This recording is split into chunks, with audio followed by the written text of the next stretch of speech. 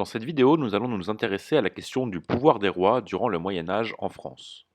Elle concerne le chapitre d'histoire intitulé L'affirmation de l'État monarchique en France du XIe au XVe siècle. Précisons tout de suite ce que signifie l'État monarchique ou bien la monarchie. Ce mot est dérivé du grec mono, qui signifie un seul, et archos, le pouvoir. Il s'agit donc d'un système politique où le pouvoir est détenu par une seule personne, le roi. Entre la fin du Xe siècle et le XVe siècle, le pouvoir royal se transforme et se renforce progressivement. Suite à la fin de l'Empire carolingien, le pouvoir des rois est fragile et ils ne parviennent à diriger qu'un territoire très réduit, appelé le domaine royal.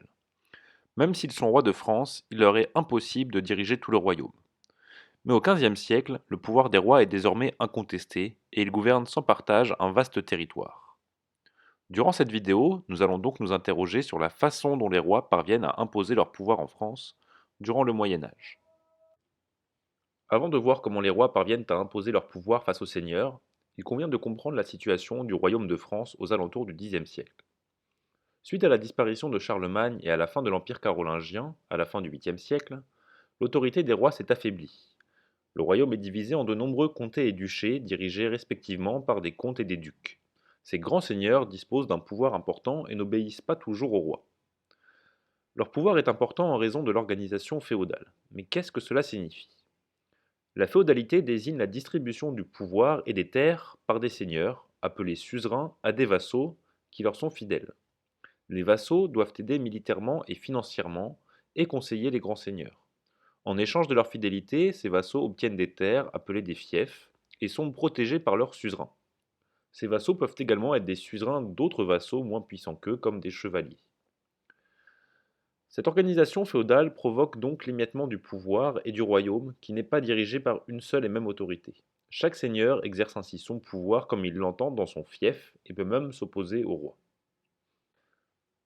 C'est donc avec un pouvoir relativement faible que la dynastie capétienne remplace la dynastie carolingienne en 987. Élu roi par les grands seigneurs du royaume, Hugues Capet n'exerce donc son pouvoir que sur une petite partie du royaume, appelée le domaine royal. Même s'il a été choisi par les grands seigneurs, Hugues Capet a un pouvoir faible et a du mal à imposer ses décisions. Les seigneurs s'opposent parfois à lui. La seule différence entre le roi et les autres seigneurs est que le roi n'est le vassal de personne.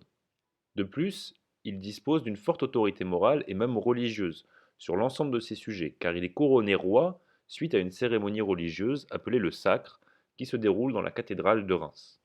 Le roi est donc un personnage sacré du point de vue de la religion chrétienne. Son pouvoir est considéré comme venant de Dieu. Après le règne d'Hugues Capet, qui se termine en 996, les rois capétiens vont réussir à renforcer le pouvoir du roi et vont créer les bases d'un État monarchique. Tout d'abord, ils agrandissent le domaine royal, par l'achat de terres, par des guerres ou par des mariages. Ensuite, ils renforcent et réorganisent l'administration royale qui regroupe les personnes chargées d'aider le roi à gouverner. Par exemple, Philippe Auguste, qui règne de 1180 à 1123, crée des représentants du roi appelés les baillis ou les sénéchaux, selon qu'ils opèrent au nord ou au sud du royaume. Louis IX, qui règne de 1226 à 1270, va lui créer des conseils spécialisés pour gouverner plus efficacement, et notamment pour imposer sa justice sur celle des seigneurs. Il cherche également à unifier le royaume en créant une monnaie unique, l'écu.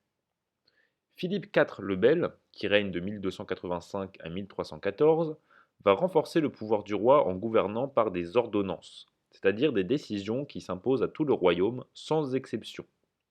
Il crée également les États généraux, une assemblée de représentants de l'Église et des villes, ainsi que les seigneurs, qui doit aider le roi à prélever les impôts nécessaires notamment pour financer les guerres. L'autorité royale s'est ainsi renforcée durant le règne de la dynastie capétienne. Mais en 1328, Charles le Bel, dernier fils de Philippe le Bel, meurt sans aucun héritier mâle. Le pouvoir passe alors à une nouvelle dynastie, celle des Valois, cousine des Capétiens. Philippe de Valois est ainsi nommé roi de France. Mais Édouard III, neveu de Charles IV par sa mère et roi d'Angleterre, revendique la couronne de France, ce qui lui est refusé car on considère que l'héritage ne peut pas passer par les femmes.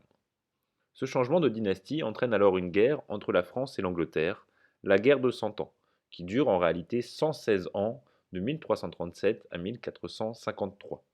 La France est en partie occupée par l'Angleterre et le royaume est presque menacé de disparition. Le royaume de France parvient toutefois à s'en sortir grâce à l'intervention de Jeanne d'Arc, qui vient en aide au roi Charles VII, qui règne entre 1422 et 1461.